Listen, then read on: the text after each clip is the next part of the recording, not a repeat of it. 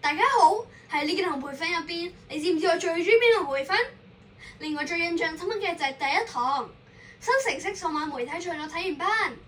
我最中意呢堂培訓嘅原因有好幾個，包括我可以試用 AI 生成一啲圖片，創造唔同嘅劇本，因為我好中意玩舞台劇。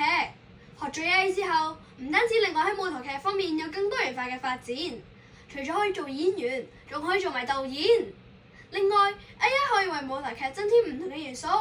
例如喺場地佈置、燈光同埋聲效方面做出特別效果，令到舞台劇嘅演出可以更加精彩。至於其他唔同嘅培訓，包括網絡安全、國家安全、財富情報及調查等等，再參觀埋 TVB 電視城，